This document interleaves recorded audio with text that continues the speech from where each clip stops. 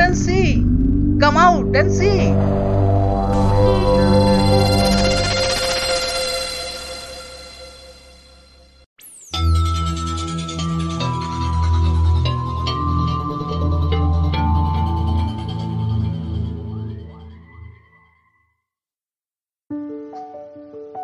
বাংলা কল্পবিজ্ঞান কাহিনীর আসরে Scottish church কলেজের অধ্যাপক ত্রিলোকেশ্বর শঙ্কুর আবির্ভাব 1961 সালে। সন্দেশ পত্রিকার পাতায় প্রথম বেরোলো বোমযাত্রীর ডায়েরি, লেখক সত্যজিৎ রায়। সেই শুরু, সূচনালগ্ন থেকেই শঙ্কু কাহিনী কিশোর পাঠকদের মন জয় করে নিল। প্রথম কাহিনীতে ডায়েরির আকারে প্রফেসর শঙ্কু নিজেই বলেছেন নিজের কাহিনী। তারপর থেকে শঙ্কুর 38টি সম্পূর্ণ এবং 2টি অসম্পূর্ণ ডায়েরি প্রকাশিত হয়েছে 1992 পর্যন্ত। গল্পস্বল্পের পক্ষ থেকে আজকে আমাদের বিশেষ নিবেদন প্রফেসর শঙ্কু ও ডন ক্রিস্টোবাল্ডির ভবিষ্যৎবাণী। আজকের গল্পটি আমরা নিয়েছি আনন্দ পাবলিশার্স থেকে প্রকাশিত সত্যজিৎ রায়ের শঙ্কু সমগ্র এই বইটি থেকে। গল্পের সূত্রধার ও ক্রোলের ভূমিকায় আমি শুভদীপ, প্রফেসর শঙ্কুর ভূমিকায় সত্যজিৎ, সান্ডার্সের ভূমিকায় দেবব্রত, সুমার ভূমিকায় দেবজিৎ, সাবাটিনির ভূমিকায় Kaushik, sound design, poster design ও অটোপ্লাজমের ভূমিকায় অভিজিৎ।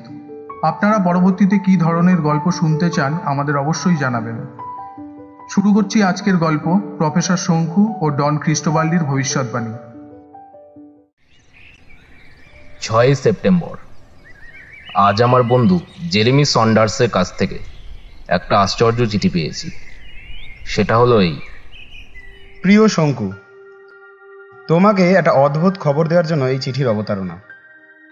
আমাদের দেশে কাগজে খবরটা বেরিয়েছে, কিন্তু ভারতবর্ষে হয়তো বেরায়নি। ম্যাড্রিডের এক লাইব্রেরিতে একটি অতি প্রাচীন পাণ্ডুলিপি পাওয়া গেছে 3 মাস আগে।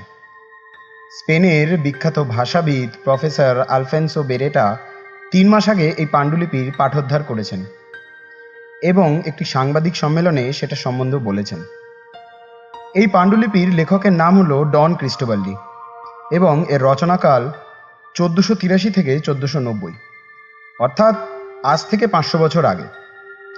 বেরেটা বলেছেন এই পাণ্ডুলিপিতে ক্রিস্টোবাল্ডির অজস্র ভবিষ্যৎবাণী করে গেছেন, যার অধিকাংশই ফলে গেছে। তুমি তো ফরাসি গণৎকার নস্ট্রাডামাসের কথা জানো। নস্ট্রাডামাস জন্মেছিল 1503 খ্রিস্টাব্দে এবং তিনি পদ্যে বহু ভবিষ্যৎবাণী করে গেছেন, যার অনেকগুলোই ফলে গেছে। লন্ডনের প্লেগ ও অগ্নিকাণ্ড, ফরাসি বিপ্লবে সম্রাট ষোড়শ লুইয়ের লাঞ্ছনা, নেপোলিয়নের উত্থান ও পতন, লুই পাস্তুরের যুগান্তকারী আবিষ্কার, এমনকি আমাদের যুগে হিরোশিমা ও নাগাসাকির ওপর আণবিক বোমাবর্ষণ, অষ্টম এডওয়ার্ডের সিংহাসন ত্যাগ, হিটলারের অভ্যুত্থান ইত্যাদি অনেক কিছুই নস্ট্রাডামাস সঠিকভাবে বর্ণনা করে গিয়েছেন। কিন্তু এই স্প্যানিশ পাণ্ডুলিপিতে যা ভবিষ্যৎবাণী আছে তা নস্ট্রাডামাসের কীর্তিকে ম্লান করে দেয়। গত 500 বছরে এমন কোনো বিখ্যাত ঐতিহাসিক ঘটনা নেই যা ক্রিস্টোবাল্ডি তার নিজের দিব্যদৃষ্টি দিয়ে প্রত্যক্ষ করেননি। আমার তো বিশ্বাস তিনি তোমার কথাও বলে গেছেন। 20 শতাব্দীতে এক অসাধারণ প্রতিভাশীল বিজ্ঞানীর আবির্ভাব হবে, যার নামের আদ্যক্ষর হলো এস। এ তুমি ছাড়া আর কে হতে পারে? আমি ম্যাড্রিডে গিয়ে বেরেটার সাথে দেখা করি এবং এই পাণ্ডুলিপি নিয়েও আলোচনা করি। আমার এই চিঠি লেখার প্রধান কারণ হলো ক্রিস্টোবাল্ডির একটা বিশেষ ভবিষ্যৎবাণী। তিনি এক জায়গায় লিখেছেন 17 শতাব্দীর মধ্যভাগে প্রশান্ত মহাসাগরে একটি দ্বীপে এক প্রাণীর আবির্ভাব হবে, যারা বিজ্ঞানের ক্ষেত্রে মাত্র 300 বছরে মানুষের কীর্তিকেও অনেক গুণে অতিক্রম করে যাবে। মানুষ এই প্রাণীর সন্ধান পাবে 20 শতাব্দীর দ্বিতীয়ার্ধে এবং এই প্রাণী নিশ্চিহ্ন হয়ে যাওয়ার আশঙ্কা মানুষই দূর করবে। এখন প্রশ্ন হচ্ছে, এই প্রাণী কি সত্যি আছে? যদি থেকে থাকে তবে তারা কোত্থেকে এলো এবং একটি দ্বীপে বাস করে তারা এত অল্প সময়ে বিজ্ঞানে কি করে এত দূর অগ্রসর হলো? সপ্তদশ ও অষ্টদশ শতাব্দীতে অনেক বিখ্যাত পর্যটক প্রশান্ত মহাসাগর পরিভ্রমণ করে অনেক কিছু আবিষ্কার করেন। আমি গত 1 মাস ধরে ব্রিটিশ মিউজিয়ামে গিয়ে এই সমস্ত পর্যটকদের ভ্রমণ বৃত্তান্ত পড়ে দেখেছি। অষ্টদশ শতাব্দীর শেষ দিকে ফরাসি পর্যটক জাঁ ফ্রাঁসোয়া লাপেরুজ প্রশান্ত মহাসাগর পাড়ি দেন। তার বিবরণ তিনি লিখে গেছেন। সেটাই পড়তে পড়তে এক আশ্চর্য ঘটনার বর্ণনা পেলাম। লাপেরুজের জাহাজ একবার ঝড়ে পড়ে কক্ষভ্রষ্ট হয়ে এক অজানা দ্বীপে এসে পড়ে। তখন সন্ধ্যা। সে সময়ে লা পেরুজ এক আশ্চর্য দৃশ্য দেখেন। দ্বীপের একটি অংশ থেকে একটি আলোকস্তম্ভ উঠে আকাশে বহু দূর চলে গেছে। এর কারণ জানার চেষ্টা লা পেরুজ করেননি, কারণ ঝড় থেমে যাওয়ায় তারা আবার কক্ষে ফিরে আসেন। আলোকস্তম্ভের বর্ণনা পড়লে লেজার রশ্মির কথাই মনে পড়ে। অন্য কোনো আলো এই ধরনের সমান্তরাল স্তম্ভ রচনা করতে পারে না। ভেবে দেখো, এই ঘটনা 100 বছর আগে দেখা, আর মানুষের লেজার রশ্মি আবিষ্কার হলো সাম্প্রতিক ঘটনা। আমার প্রবল আগ্রহ হচ্ছে এই দ্বীপে গিয়ে অনুসন্ধান করার। আমার কেন জানি না মনে হচ্ছে এই প্রাণীর সম্পর্কেও ক্রিস্টোবালডির গণনা নির্ভুল। আমাদের মান্দ্রদ্বীপের অভিযানে আমরা যে যান ব্যবহার করেছিলাম আমাদের জাপানি বন্ধু হিদেচি সুমার তৈরি জেট চালিত সুমাক্রাফট, সেই একই যান আমরা এবারও ব্যবহার করতে পারি। সুমাকে বললে ও রাজি হবে না, এটা আমার বিশ্বাস হয় না। আর ক্রোল তো পা বাড়িয়েই আছে। এখন বাকি শুধু তোমার সম্মতি। তোমাকে তো আমি চিনি 17 বছর ধরে। আমার দৃঢ় বিশ্বাস তুমি রাজি হবে। কি স্থির করলে অবিলম্বে জানাও, কারণ অনেক রকম তোড়জোড় করা বাকি আছে।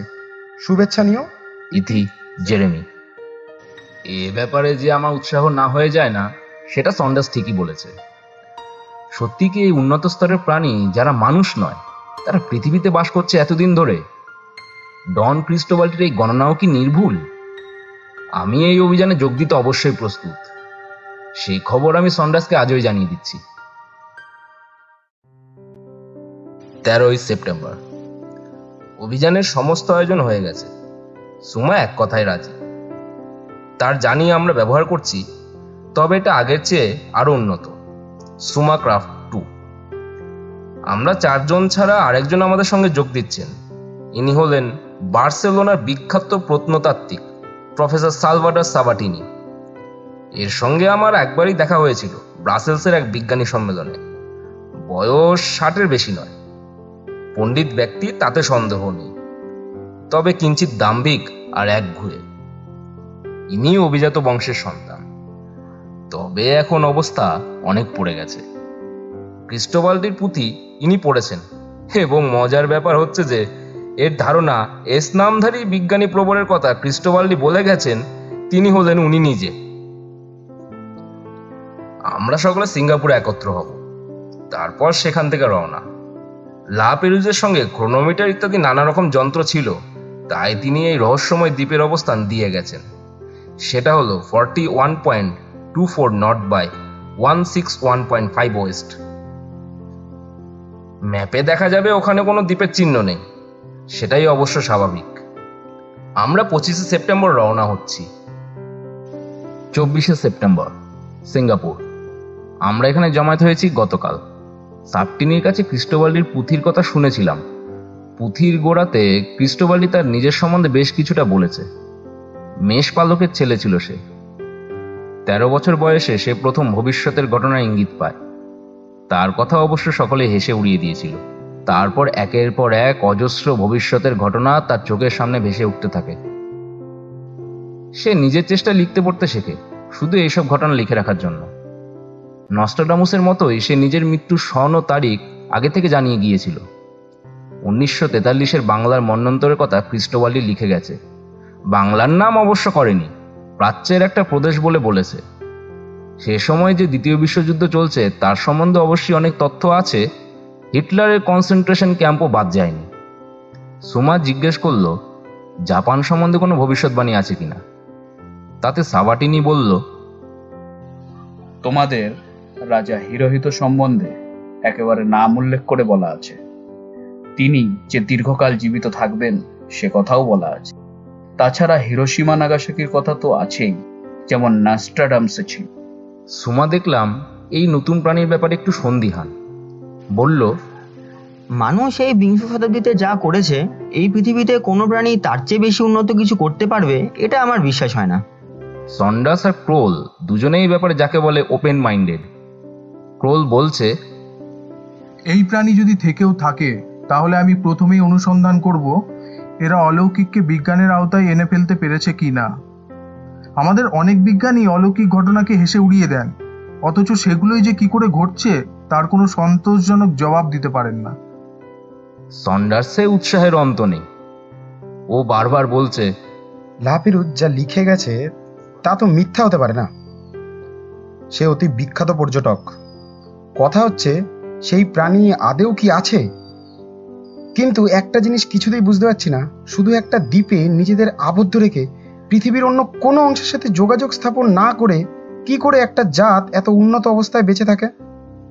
আরে বাবা, টেকনোলজিতে উন্নতি করতে গেলেও তো যন্ত্রপাতি লাগে। সেই যন্ত্রপাতি তৈরি করার র মেটেরিয়ালস কি একটা দ্বীপেই রয়েছে? এইসব প্রশ্নের উত্তর অবশ্য সিঙ্গাপুরে বসে পাওয়া যাবে না। তবে আমার মনেও যে একটা অবিশ্বাস দানা বাঁধেনি তা নয়। এসব ব্যাপারে ধাপ্পাবাজির উদাহরণের অভাব নেই। আমাদের সময়ের একজন লোক যে প্রাচীনকালে হাতের লেখা অনুকরণ করতে পারে, সে মাসখানেক পরিশ্রম করলে একটা 500 বছরের পুরনো পাণ্ডুলিপি তৈরি করে ফেলতে পারে না। যিনি এই পুঁথি আবিষ্কার করেছেন তিনি কিরকম লোক সেটা জানা দরকার।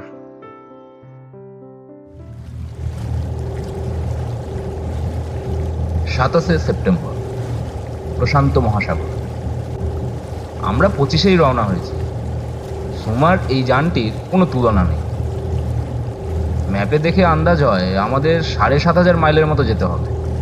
আমরা এখনো পর্যন্ত দিনে গড়ে 500 মাইলের মতো চলেছি। দরকার হলে এর চেয়েও বেশি যাওয়া যায়, কিন্তু এখন অবধি সেটার প্রয়োজন বোধ করি। সন্ডার্স একটা খেলা নিয়ে এসেছে, নাম লোগোস, যেটা 5 জনে খেলতে পারে। ইংরাজি শব্দ রচনার খেলা ভেবেছিলাম সুমার সাবাটিনির অসুবিধা হবে, কিন্তু দেখছি এরা ভাষাটা ভালো বলতে না পারলেও পড়াশোনা করেছে অনেক, ফলে শব্দের স্টক রীতিমতো ভালো। খেলাটা খেলে আমাদের অনেকটা সময় কেটে যায়। সুমা সঙ্গে করে একেবারে হালের ইলেকট্রনিক আবিষ্কারের কিছু নমুনা নিয়ে এসেছে। তার মধ্যে একটা খুবই চমকপ্রদ। তুমি হয়তো প্যারিসে গেছো বাজার করতে, অথচ ফরাসি ভাষা জানো না। তুমি ইংরেজিতে তোমার চাহিদা জানালে এই যন্ত্র তৎক্ষণাৎ সেটা ফরাসি ভাষায় অনুবাদ করে জানিয়ে দেবে। আমাদের ওখানে কতদিন থাকতে হবে জানি না। নিজেদের মধ্যে আলোচনা করে 10 দিনের মতো জামা কাপড় নিয়ে এসেছি। থাকবো প্লাস্টিকের তাঁবুতে আর টিনের খাবার খাবো। 3রা অক্টোবর, প্রশান্ত মহাসাগর, 40.1 নর্থ বাই 161.5 ওয়েস্ট। আজ 8 ঘন্টা আগে আমরা এই দ্বীপে এসে পৌঁছেছি। আদৌ যে একটা দ্বীপ রয়েছে এই লঙ্গিটিউড ল্যাটিটিউডে, তাতেই আমরা উৎফুল্ল। বিচিত্র দ্বীপ, কোনো গাছপালা নেই, সবুজ বলতে কিছুই নেই, কেবল বালি, পাথর আর শুকনো মাটি। মশা ছাড়া কোনো প্রাণীর সাক্ষাৎ পাইনি এখনো পর্যন্ত। কোনো রকম সরীসৃপও চোখে পড়েনি। পাখি বা জানোয়ার তো নয়। দ্বীপটা কত বড় সেটা এখনো আন্দাজ করতে পারিনি। তবে এটা প্রায় জোর দিয়েই বলা যায় যে এখানে যদি কোনো প্রাণী থেকেও থাকে তাহলে সভ্যতার স্তরে তারা বেশ নিচে স্থান পাবে। সভ্য মানুষ হলে বাসস্থানের চিহ্ন তো থাকবে। এখানে যতদূর দেখা যায় একটা বাড়িও চোখে পড়ছে না। আমাদের সকলের মনে একটা আশঙ্কা রয়েছে যে এত দূর এসে হয়তো ব্যর্থ হয়ে ফিরে যেতে হবে। এখন দুপুর 2টো। আজকের দিনটা যে এখানে থাকা উচিত সেটা সকলেই বোধ করছি। দ্বীপটাও একটু ঘুরে দেখা উচিত। দূরের দিকে চাইলে মনে হয় সেই অংশটা আমরা যেখানে দাঁড়িয়ে আছি তার চেয়ে বেশ খানিকটা উঁচু এবং মোটামুটি মসৃণও বটে। এখনো লাঞ্চ হয়নি। ক্রোল আর সন্ডার্স মিলে খাবার আয়োজন করছে। আমারও বোধহয় হাত লাগানো উচিত। না, লেখাটা বন্ধ করি। 5ই অক্টোবর। কথাটা লিখেও আনন্দ। আমাদের অভিযান সফল হয়েছে। এই দুদিনের ঘটনা নিয়ে একটা বই লেখা যায়। আমি ডায়েরিতে যতটা পারি লিখেছি। প্রথম দিন লাঞ্চের পর আমরা 5 জন বেরোলাম দ্বীপের মাঝের অংশ লক্ষ্য করে। যত হাঁটছি তত বুঝছি যে জমিটা ধীরে ধীরে উঁচু হচ্ছে এবং মসৃণ হচ্ছে।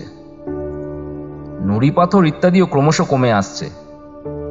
এই মসৃণতা কিন্তু এমন দ্বীপের মতো জমিতে স্বাভাবিক নয়। সুমা একবার হাঁটা থামিয়ে মাটিতে উপুর হয়ে বসে জমিটার উপর হাত বুলিয়ে পরীক্ষা করলো। ওর মন্তব্য হলো, ভেরি স্ট্রেঞ্জ। প্রায় 45 মিনিট হাঁটার পর একটা জায়গায় এসে পড়লাম, যেটাকে মনে হলো দ্বীপের উচ্চতম অংশ। বিশেষ ব্যাপার হলো মাটিতে একটা গোল গর্ত, যার ব্যাস আন্দাজ 1.5 মিটার। সেটার দিকে এগিয়ে ভালো করে দেখেও বোঝা গেল না তার ভেতর কি আছে। সেটা যে গভীর তাতে সন্দেহ নেই, কারণ চোখে যা দেখা যাচ্ছে তা হলো দুর্ভেদ্য অন্ধকার। ক্রোল আতপাগলা লোক। সে গর্তটার কাছে মুখ নিয়ে তার স্বরে চিৎকার করলো, হ্যালো হ্যালো। কোনো উত্তর নেই, অথচ বেশ বোঝা যাচ্ছে গর্তটা প্রাকৃতিক নয়। এমন নিখুঁত বৃত্ত মানুষ বা মানুষ জাতীয় কোনো প্রাণীর কাজ হতে বাধ্য। আমরা আরো কিছু দূর এগিয়ে গেলাম। এদিকে জমিটা ক্রমে ঢালু হয়ে নিচে নামছে। আমরা এসেছি প্রায় 4 মাইল। এই গর্ত যদি এই দ্বীপের কেন্দ্রস্থল হয় তাহলে ওদিকেও আন্দাজ 4 মাইল জমি তো রয়েছে। ঢালুর ওপাশেও আমরা বাসস্থানে কোনো চিহ্ন দেখতে পেলাম না। কিছু দূর গিয়ে আমরা ফেরার পথ ধরলাম। গর্তটা দেখে সকলেই উত্তেজিত, কিন্তু তার মানে কেউই কিছু বুঝতে পারছে না। ক্যাম্পে ফিরতে ফিরতে 5টা বেজে গেল। এতটা পথ হেঁটে সকলেই বেশ ক্লান্ত ছিল। আমাদের তাঁবুগুলো খাটানো হয়ে গিয়েছিল। 3টে তাঁবু, একটাই ক্রোল আর সন্ডার্স, একটা আমি আর সুমা, আর একটাই সাবাটিনি। আমরা যে যার ক্যাম্পে ঢুকে প্লাস্টিকের চাদরে শুয়ে একটু জিরিয়ে নিলাম। 5:30টায় ক্রোল সকলকে কফি এনে দিল। সাবাটিনি একটা অসুবিধা হচ্ছে, আমাদের মধ্যে একমাত্র ওকেই মশা কামড়াচ্ছে। সে বারবার শরীরের অনাবৃত অংশে চাপড় মেরে মশা মারার চেষ্টা করছে। বলল, কি আর বলি, আমার রক্তের জাতি এরকম। আমার দেশেও মশারা আমার রক্ত খেতে খুব ভালোবাসে। 6:30টায় প্রশান্ত মহাসাগরের দিগন্তে সারা আকাশে রং ছড়িয়ে সূর্যদেব অস্ত গেলেন। এবার দেখতে দেখতে অন্ধকার হয়ে যাবে। আমি 3টে ক্যাম্পের জন্য আমার তৈরি 3টে লুমিনিম্যাক্স ল্যাম্প এনেছি। অন্ধকার হলে সেগুলো জ্বলে উঠবে। কিন্তু সেই প্রাণীরা যদি থেকেও থাকে তাহলে কখন তাদের দেখা পাওয়া যাবে? তারা কি আমাদের দেখাই দেবে না? মানুষের প্রতি কি তারা বিরূপ মনোভাব পোষণ করে? ক্রোলের তাঁবু থেকে ভেসে আসছে হেরে গলায় টুকরো টুকরো ভাবে গাওয়া একটা জার্মান গান। সুমা পাশ্চাত্য ক্লাসিক্যাল সঙ্গীতের ভক্ত। সে একটা বেটোফেনের সিম্ফনি ক্যাসেট বার করে তার যন্ত্রে চাপাতে যাবে, এমন সময় একটা চিৎকার শোনা গেল, Come out and see! Come out and see! সাবাটিনির গলা। আমরা হন্তদন্ত হয়ে ক্যাম্প থেকে বেরিয়ে এক শ্বাসরোধ করা দৃশ্য দেখে বিস্ময়ে অভিভূত হয়ে গেলাম। দ্বীপের যেটাকে আমরা মাঝের অংশ বলে মনে করেছিলাম, সেখানকার জমি থেকে একটা সবুজ আলোকস্তম্ভ বেরিয়ে আকাশের দিকে বহুদূর উঠে গেছে। এটা যে লেজার রশ্মি তাতে কোনো সন্দেহ নেই। এই আলোকস্তম্ভই 100 বছর আগে দেখেছিল লা পেরুজ। সন্ডাস বলে উঠল, it must be coming out of that hole. আমিও তাই সন্দেহ করেছিলাম। ওই গর্ত থেকেই এই আলোকস্তম্ভ বেরিয়েছে। আমার মনে একটা সন্দেহের উদয় হয়েছিল, সেটা এবার বলে ফেললাম। আমার মনে হয় এই প্রাণী মাটির নিচে থাকে, তাই বাইরে এদের কোনো অস্তিত্বের চিহ্ন নেই। কিন্তু এদের সাথে যোগাযোগ করবো কিভাবে? অসহিষ্ণুভাবে বলে উঠল Saunders. And in what language? ঠিক কথা, এদের তো ইংরেজি জানার কোনো সম্ভাবনাই নেই। তাহলে যোগাযোগ হবে কিভাবে? এবার সুমা ক্যাম্প থেকে একটা যন্ত্র নিয়ে এলো, একেবারে হালের জাপানি কীর্তি, তাতে সন্দেহ নেই। ছোট ক্যামেরার মতো দেখতে, তবে লেন্সের জায়গায় একটা ছোট্ট চোঙা রয়েছে। চোঙার উল্টো দিকটা মুখের কাছে এনে সুমা স্বাভাবিক স্বরে কথা বলল, আর সেই কথার তেজ শতগুণে বেড়ে আকাশ কাঁপিয়ে দিল। We are humans. We know about you. If you understand English, please respond. 5 সেকেন্ডের মধ্যে গুরুগম্ভীর তেজস্বী কণ্ঠস্বরে উত্তর এলো। এমন যান্ত্রিক কণ্ঠস্বর মানুষের হয় না। আমরা জানি তোমরা এসেছো। তোমরা কি ভাষায় কথা বলো সেটা জানার অপেক্ষায় ছিলাম। We are friends. We want to come to you. But how? তোমরা রশ্মির উৎসের কাছে এসো, আমরা ব্যবস্থা করছি। আমরা মনে প্রবল উত্তেজনা আর কৌতূহল নিয়ে আলোকস্তম্ভের দিকে এগিয়ে গেলাম। কাছাকাছি যেতে আলো ক্রমশ ম্লান হয়ে মিলিয়ে এলো, কিন্তু তার পরিবর্তে সমস্ত জায়গাটা একটা সাদা আলোয় আলোকিত হয়ে উঠল। আমরা অবাক হয়ে দেখলাম ওই আলোটা সেই গর্তের ভিতর থেকেই আসছে। আবার উদাত্ত যান্ত্রিক কণ্ঠস্বর শোনা গেল। প্রবেশ পথ দিয়ে চলন্ত সিঁড়ি নেমে এসেছে। তোমরা একে একে নেমে এসো। নিচে তোমাদের বসার ব্যবস্থা হয়েছে। সবাই আমার দিকে চাইল, অর্থাৎ আমাকেই দলবতী হতে হবে। আমি গর্তের দিকে এগিয়ে এলাম। নিচ থেকে আলো আসছে, তাতে স্পষ্ট দেখা যাচ্ছে চলন্ত সিঁড়ি। আমি সিঁড়িতে পা দিতেই নিচে রওনা দিলাম। আমার পিছনে 4 জন। অন্তত 50 গজ নামার পর সিঁড়ির নিচে পৌঁছালাম। সামনে 20 হাত দূরে দেখা যাচ্ছে একটা আলোকিত প্যাসেজ। এই প্যাসেজ ধরে মিনিট খানেক গিয়েই দেখি আমরা একটা গোল ঘরে পৌঁছেছি। এ ঘরও আলোকিত, কিন্তু কোত্থেকে আলো আসছে সেটা বোঝা যায় না। ঘরে ল্যাম্প জাতীয় কিছু নেই। ঘরের মাঝখানে একটা অজানা ধাতুর তৈরি সোনালি টেবিল, আর তাকে ঘিরে 5টা সোনালি চেয়ার। আদেশ শোনা গেল, তোমরা বসো। এই ঘর, এই আসবাব তোমাদের জন্যই তৈরি করে রেখেছিলাম। আমরা 5 জনে বসলাম। আবার কথা এলো, মানুষ আমরা এই প্রথম দেখলাম। যেমন ভেবেছিলাম তার সঙ্গে কোনো পার্থক্য নেই। এতদিন যন্ত্রে তোমাদের কথা গান বাজনা শুনে এসেছি। এইবারে আসল মানুষকে দেখলাম। কিন্তু তোমাকে দেখতে পাচ্ছি না কেন? আমরা তোমাদের দেখতে চাই, তোমাদের কাছে আসতে চাই। তা হবে না। কেন? আমাদের আকৃতি তোমরা সহ্য করতে পারবে না। আমরা দেখা দেব না। তোমরা কি জানতে চাও বলো? তোমরা কি অন্য কোনো গ্রহ বা উপগ্রহ থেকে এসেছো? না, তবে পৃথিবীতে প্রাণীর সৃষ্টি হয়েছিল হঠাৎ রাসায়নিক প্রক্রিয়ায়। আমাদেরও উৎপত্তি হয়েছে সেই রকম ভাবেই, আজ থেকে 300 বছর আগে। কিন্তু তোমরা এত অগ্রসর হলে কি করে, মানুষের সংস্পর্শে না এসেও? আমরা অগ্রসর হয়েই জন্মেছি এই 300 বছরে। অবশ্য আমরা আমাদের নিজেদের চেষ্টায় আরো উন্নত হয়েছি। তোমরা মানে তোমরা সকলে? হ্যাঁ, আমাদের পরস্পরের কোনো প্রভেদ নেই। কতজন আছে তোমরা? 15,000।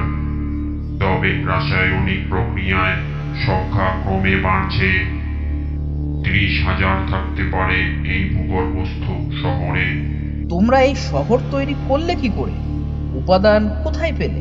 তোমাদের বৈজ্ঞানিক পরীক্ষা নিরীক্ষার উপাদান কোথা থেকে পাও? আমরা আমাদের ইচ্ছা শক্তির সাহায্যে অনেক কিছু করতে পারি। কোনো কিছু প্রয়োজন হলে আমরা সকলে মিলে একসঙ্গে সেটা পাবার ইচ্ছা করি। তার ফলে সেটা আমরা পেয়ে যাই। যেসব জিনিসের প্রয়োজন অল্পকালের জন্য, তার স্থায়িত্বও হয় অল্পকাল। যেমন এই চলন্ত সিঁড়ি। সিঁড়ির কোনো প্রয়োজন আমাদের হয় না। ওটা আমরা ইচ্ছাশক্তির সাহায্যে শুধু তোমাদের প্রয়োজনে তৈরি করেছি। প্রয়োজন ফুরিয়ে গেলে ওটা আর থাকবে না। তাছাড়া রসায়ন আমাদের সব ব্যাপারে সাহায্য করে। প্রকৃতির সঙ্গে তোমাদের কি সম্পর্ক? কোনো সম্পর্ক নেই। আমরা জানি প্রকৃতির উপর নির্ভর করা বিপজ্জনক। পৃথিবীতে বহু জায়গায় বহুবার দুর্ভিক্ষ হয়েছে। তার কারণ অনাবৃষ্টির ফলে ফসলের অভাব।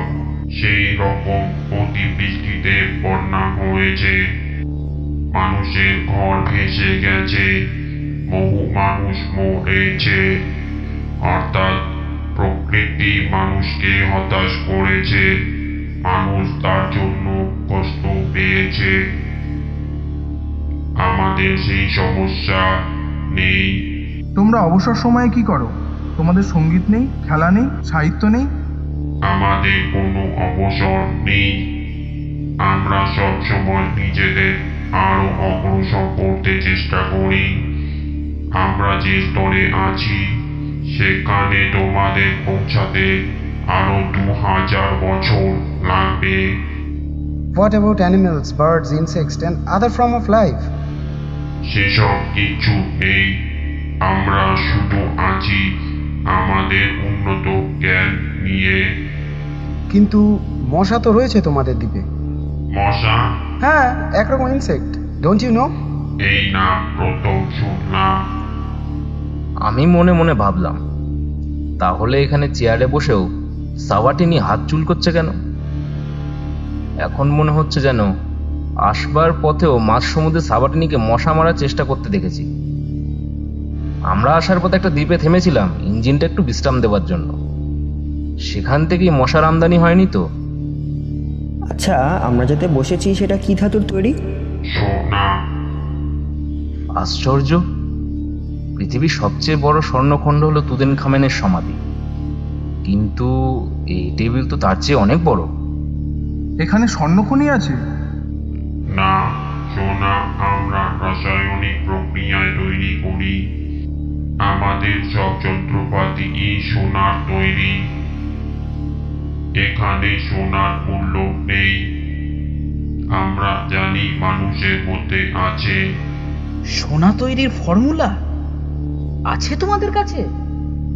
নিশ্চয়, না হলে তৈরি কি করে হয়?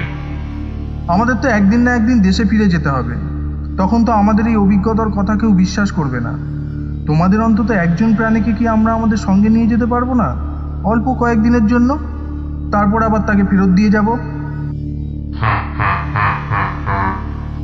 সে যদি তোমাদের সঙ্গে যায় তাহলে ফেরার কোনো সমস্যা নেই। যানবাহন ছাড়া চলাফেরা করার উপায় আমরা প্রথম থেকেই জানি। তাহলে তোমাদের একজনকে দেবে আমাদের সঙ্গে?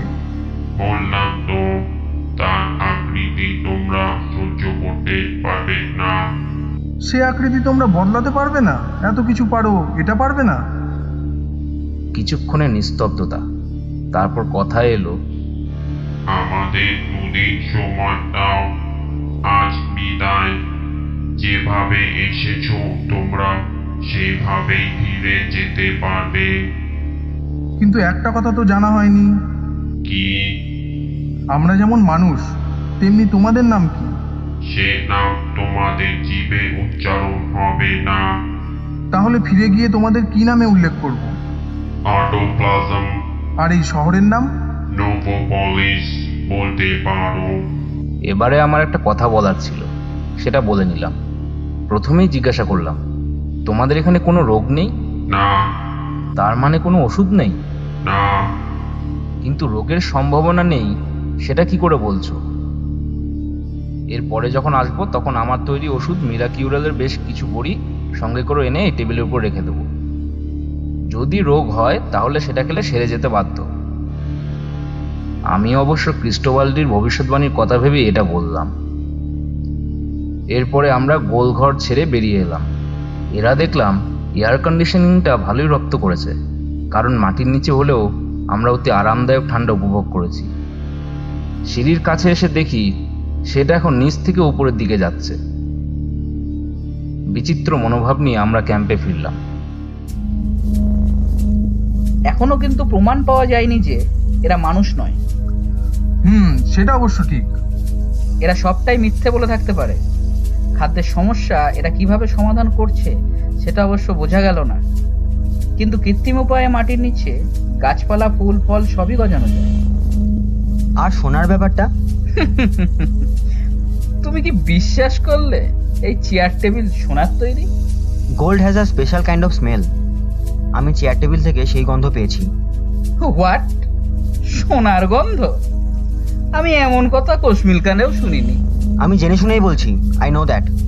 আমি দুজনকে ঠান্ডা করলাম, তারপর বললাম, এরা মানুষই হোক আর নতুন প্রাণীই হোক, এরা যখন 100 বছর আগে লেজার রশ্মি আবিষ্কার করেছে তখন এদের বিজ্ঞান যে অন্য মানুষের চেয়ে অনেক বেশি অগ্রসর সেটা স্বীকার করতেই হবে। 6 অক্টোবর। আজ আমাদের অটোপ্লাজমদের ব্যাপারে কিছু করার নেই। আগামীকাল ওরা কি স্থির করলো সেটা জানতে পারবো। আমরা 5 জনের লোগোস খেলে আর সমুদ্রে স্নান করে সময় কাটালাম। আমার মন কিন্তু বলছে এরা মানুষ নয়, এবং এরা যা বলছে তা সবই সত্যি। সন্ধ্যায় যথারীতি লেজার স্তম্ভ জ্বলে উঠল। আমরা এদের কাছ থেকে কোনো রকম খবর বা বিবৃতি আশা করছিলাম না, কিন্তু আলোকস্তম্ভ জ্বলার একটু পরেই পরিচিত কণ্ঠে ঘোষণা শুনলাম। কাল আলো জ্বলার আধ ঘন্টার মধ্যে তোমরা চলে এসো। যেমন ভাবে এসেছিলে তেমন ভাবেই আসবে। যে ঘরে বসেছিলে সেই ঘরেই বসবে। কি সিদ্ধান্ত নিয়েছি সেটা তখনই বলবো। ঘোষণা বন্ধ হওয়ার পর ক্রোল বলল, আচ্ছা, এমনও তো হতে পারে যে আমাদের দেশের কিছু বিজ্ঞানী দেশে আমল না পেয়ে জেদের বসে এখানে এসে ডেরা বেঁধেছে। কিন্তু দেখলে তো স্কেলেটার, এসব জিনিস তৈরি করার জন্য তো নানা রকম ধাতু, লোকজন, যন্ত্রপাতি ইত্যাদির প্রয়োজন হয়। এরা এসব পেল কি করে? ইচ্ছা শক্তির কথাটা ভুলো না সন্ডার্স, আমি মনে করিয়ে দিলাম। সত্যি যদি এদের তেমন উইল পাওয়ার থাকে তাহলে তার জোরে অনেক কিছুই সম্ভব। দেখা যাক এরা কাল কি বলে। 7 অক্টোবর। সন্ধেবেলা লেজার রশ্মিটা কখন জ্বলে তার একটা আন্দাজ হয়ে গিয়েছিল আমাদের। আজ তার আধ ঘন্টা আগে রওনা হয়ে পৌঁছবার ঠিক আগেই আলোকস্তম্ভটা জ্বলে উঠল। তারপর কণ্ঠস্বর শোনা গেল, তোমরা চলে এসো। আমরা চলন্ত সিঁড়ি দিয়ে নেমে আবার সেই গোল ঘরে গিয়ে হাজির হলাম। ক্রোল বলল, কি স্থির করলে? আমাদের একজনকে তোমাদের সঙ্গে দেব। তার আকৃতি হবে মানুষের মতো। পোশাকেও তোমাদের সঙ্গে কোনো তফাৎ থাকবে না। কেবল বুদ্ধি হবে ওর অটোপ্লাজমের মতো। ও কি ইচ্ছা শক্তি প্রয়োগ করতে পারবে? না, কারণ একজনের ইচ্ছা শক্তিতে কোনো ফল হয় না। তোমাদের জন্য চলন্ত সিঁড়িটা তৈরি করতে আমাদের 50 জনের উইল পাওয়ার দরকার হয়েছিল। তাহলে তো আর বেশি দিন থেকে এখানে লাভ নেই। আমরা পরশু সকালেই বেরিয়ে পড়তে পারি। কাল তোমরা তাহলে এই সময়ই এসো। ঠিক আছে। 9 অক্টোবর। আমরা আজ সকাল 8:30টায় রওনা হচ্ছি। চটপট কালকে ঘটনাটা বলে নিই। কাল সন্ধ্যায় আবার সেই গোল ঘরে গিয়ে পৌঁছতে কথা শোনা গেল, তোমরা যে পথ দিয়ে এলে সেই পথ দিয়েই আমাদের প্রতিভু তোমাদের কাছে যাচ্ছে। একে তোমরা অ্যাডাম বলে ডেকো, কারণ এ আমাদের তৈরি প্রথম মানুষ। আর একটা জরুরি কথা তোমাদের মনে রাখতে হবে। কি?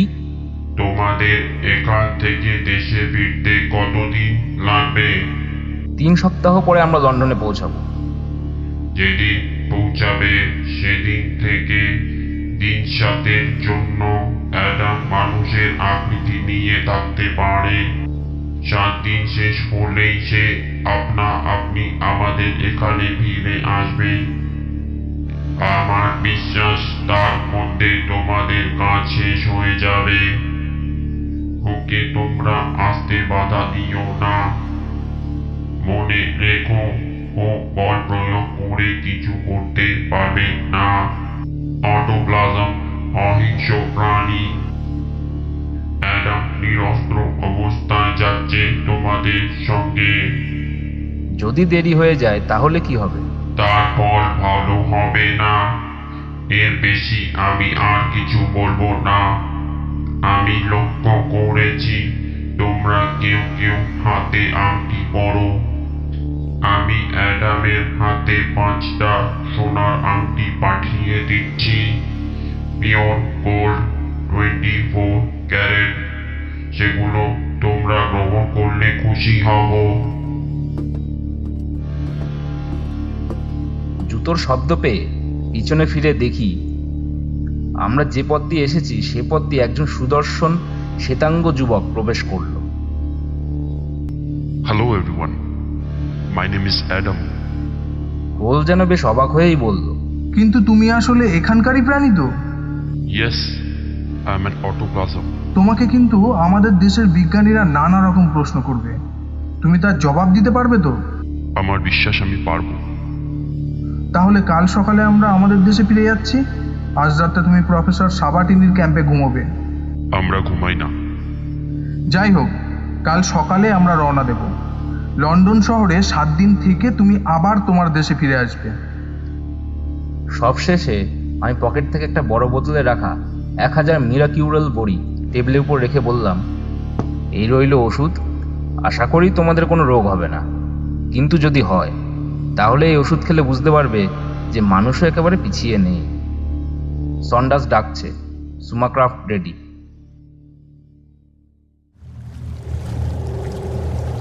11ই অক্টোবর। এই দুদিন দেখে বুঝেছি অ্যাডাম ছেলেটি অত্যন্ত ভদ্র। ও আমাদের সকলকে সমীহ করে চলে। সে সঙ্গে এটাও দেখেছি যে লোগোস খেলায় তার মতো অসাধারণ ক্ষমতা আমাদের কারোর মধ্যে নেই। ও আমাদের চেয়ে এত বেশি ভালো যে শেষে খেলা বন্ধ করে দিতে হলো। এখন আমরা গল্পগুজব করে আর সুমার ক্যাসেট বাজনা শুনে সময় কাটিয়ে দিচ্ছি। সুমার ভিডিও ক্যামেরাও ছিল, কিন্তু সে বাড়ি করেনি। যদিও আমাদের সঙ্গে একটি অটোপ্লাজম চলেছে, তার সঙ্গে মানুষের কোনো তফাৎ নেই দেখে সুমা ছবি তোলার উৎসাহ হারিয়ে ফেলেছে। আমি অনেক ভেবে একটা সিদ্ধান্তে এসে পৌঁছেছি। সেটা হলো, এরা যদি সত্যিই মানুষ না হয়, তাহলে এরা যতই উন্নত প্রাণী হোক না কেন, সুখ দুঃখ, সকাল সন্ধ্যা, চন্দ্র সূর্য, ফুল ফল, রং রস, খেলাধুলা, পশু পাখি নিয়ে মানুষই ভালো। 2রা নভেম্বর, লন্ডন। আমরা কাল এখানে এসে পৌঁছেছি। আজ অ্যালবার্ট হলে 50 জন বিশিষ্ট বিজ্ঞানী আর প্রায় 2000 দর্শকের সামনে অ্যাডাম তার পরীক্ষা দিল। প্রথমেই সুইডেনের বিখ্যাত গণিতজ্ঞ হান্স রুডেলবার্গকে অ্যাডাম ধরাশায়ী করল। রুডেলবার্গের সদ্য প্রকাশিত কিছু গাণিতিক তত্ত্ব অ্যাডাম প্রমাণ করে দিল যে তাদের দেশে 70 বছর আগে তা সকলেই জানে। এরপর সে কতগুলো তথ্যের উদাহরণ দিল, যেগুলো আমাদের গাণিতিকরা এখনো উদ্ভবই করেনি। এবার লন্ডনের জীবতত্ত্ববিদ ডক্টর কিংকেড মঞ্চে উঠে অ্যাডামকে উদ্দেশ্য করে বললেন, বুঝতেই পারছি আপনাদের বিজ্ঞান খুবই উন্নত, কিন্তু আপনারা নিজেদের মানুষ নয় বলে প্রতিপন্ন করার চেষ্টা করছেন কেন? আকৃতিতে তো আপনার সঙ্গে আমাদের একটি যুবকের কোনো পার্থক্য আমি দেখতে পাচ্ছি না। আপনি বলছেন আপনাদের দ্বীপে আপনা থেকেই প্রাণীর উদ্ভব হয়েছিল, কিন্তু তার চেহারা মানুষের মতো কি করে হয়? অ্যাডাম অত্যন্ত নম্রভাবে জানালো যে এটা তার আসল চেহারা নয়। 1.5 ঘন্টা চলল ব্যাপারটা।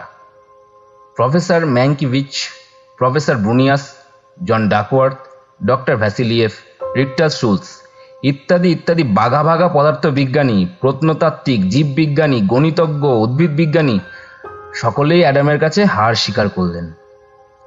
অ্যাডাম যথারীতি ভদ্র আর বিনীতভাবে তাদের প্রশ্নের উত্তর দিয়ে দিল।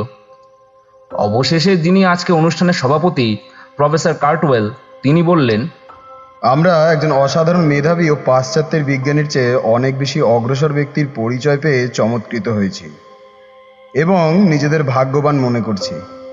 আজকের দিনটি যে ইতিহাসের পাতা একটি স্মরণীয় দিন তাতে কোনো সন্দেহ নেই, কিন্তু মিস্টার অ্যাডাম তার পরিচয় আমাদের কাছে প্রকাশ করলেন না। ফলে একটা সন্দেহ রয়ে গেল যে তিনি মানুষ, এবং মানুষ হয়েই বিজ্ঞানের চূড়ান্ত সীমানায় পৌঁছেছেন। করধ্বনিতে অ্যালবার্ট হল ফেটে পড়ল।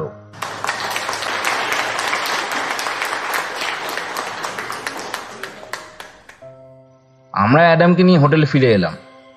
সামনের 3 দিন ওকে ব্যস্ত থাকতে হবে। সাংবাদিক সম্মেলন আছে, গোটা 3 টেলিভিশন সাক্ষাৎকারও আছে। আমি বারবার সকলকে মনে করিয়ে দিচ্ছি যে 7 তারিখ সন্ধ্যার মধ্যে ওকে ছেড়ে দিতে হবে।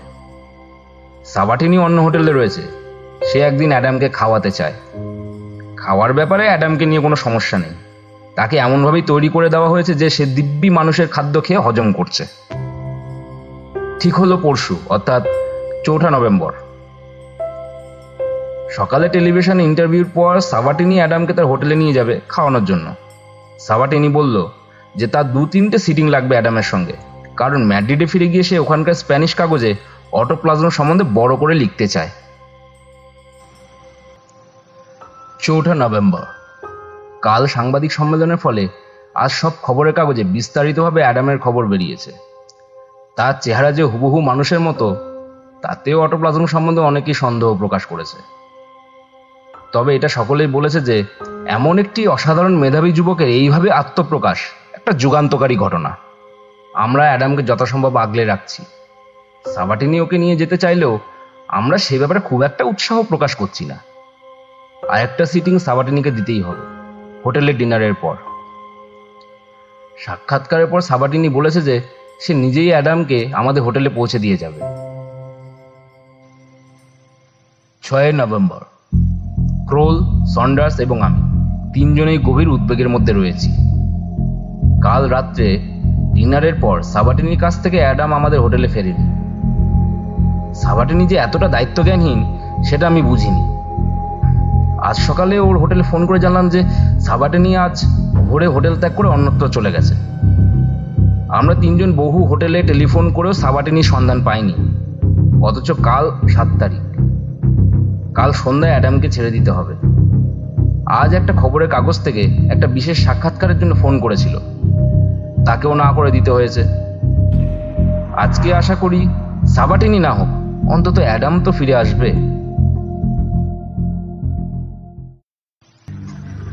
7 নভেম্বর।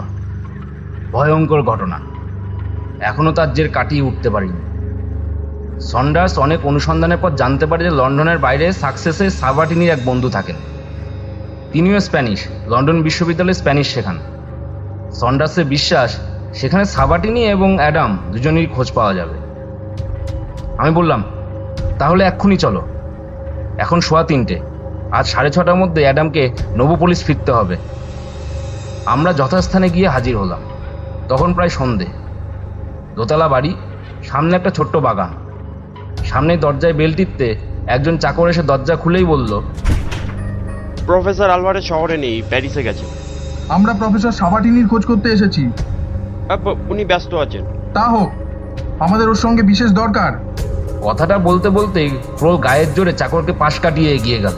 চাকর আমাদের সামনে এসে দাঁড়িয়ে বলল, না না না, ওপরে যাওয়ার হুকুম নেই। ক্রোল তার রিভলভার বার করে চাকরের দিকে তাক করে বলল, নিশ্চয়ই আছে, কিন্তু ওনার ঘরের দরজা বন্ধ। কোথায় ঘর? দোতলায়। আমরা দোতলায় উঠে গিয়ে ডান দিকে একটা দরজা বন্ধ দেখলাম। ক্রোল তাতে ধাক্কা দিল। একবার, দুবার, কোনো ফল হলো না। গলা চড়িয়ে বলল ক্রোল, সাবাটিনি, সাবাটিনি। কোনো উত্তর নেই।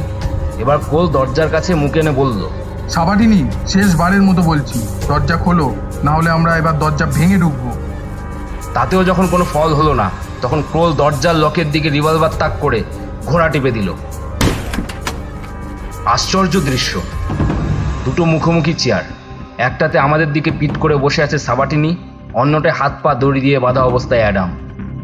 আমাদের ঢুকতে দেখে সাবাটিনি অত্যন্ত বিরক্ত হয়ে মুখ বিকৃত করে বলল, আর 2 মিনিটের মধ্যে আমি জেনে ফেলতে পারতাম, তোমরা সব ভন্ডুল করে দিলে। কি জেনে ফেলতে? জিজ্ঞাসা করলো সন্ডার্স।